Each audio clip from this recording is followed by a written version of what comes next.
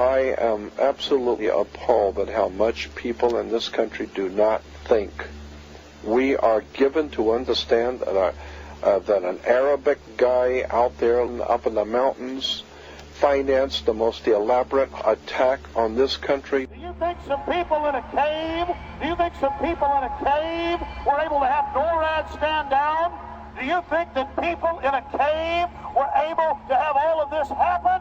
And when I think about how many Americans were killed in New York City, and believing as I do that this thing was a setup job, this is a textbook operation that Nazis used, and they've used it over and over again.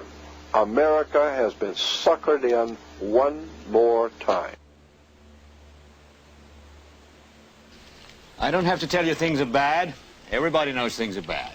The dollar buys a nickel's worth. Banks are going bust. Shopkeepers keep a gun under the counter. Punks are running wild in the street. There's nobody anywhere who seems to know what to do, and there's no end to it. We know the air is unfit to breathe and our food is unfit to eat. We sit watching our TVs while some local newscaster tells us that today we had 15 homicides and 63 violent crimes, as if that's the way it's supposed to be. We know things are bad, worse than bad. They're crazy. It's like everything everywhere is going crazy, so we don't go out anymore. We sit in the house, and slowly the world we're living in is getting smaller, and all we say is, please, at least leave us alone in our living rooms. Let me have my toaster and my TV and my steel-belted radios, and I won't say anything. Just leave us alone. Well, I'm not going to leave you alone. I want you to get mad.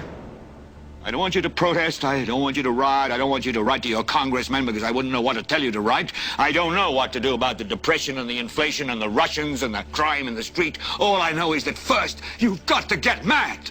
You've got to say, I'm a human being. God damn it. My life has value.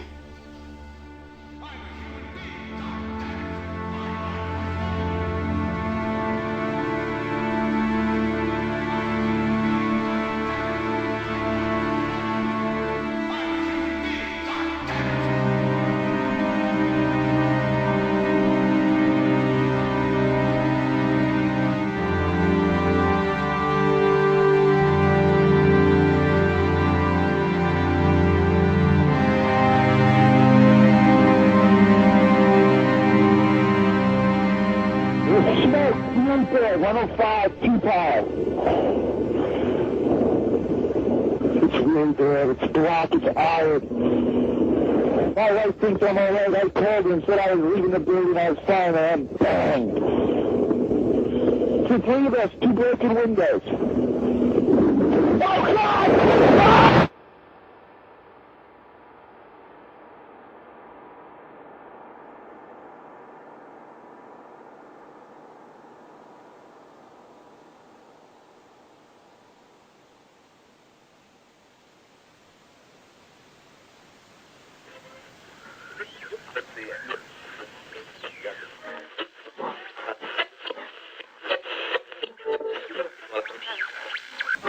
When hostilities commenced in Europe in 1939, it was realized that the American people had no intention of entering the war.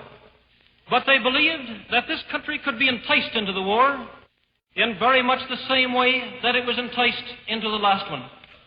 They planned, first, to prepare the United States for foreign war under the guise of American defense. Second, to involve us in the war step by step without our realization. Third, to create a series of incidents which would force us into the actual conflict.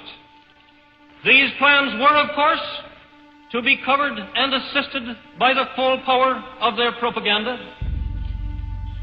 Our theaters soon became filled with plays portraying the glory of war. Newsreels lost all semblance of objectivity, and they have used the war to justify the restriction of congressional power and the assumption of dictatorial procedures on the part of the President and his appointees. A fear campaign was inaugurated. We cannot allow the natural passions and prejudices of other peoples to lead our country to destruction.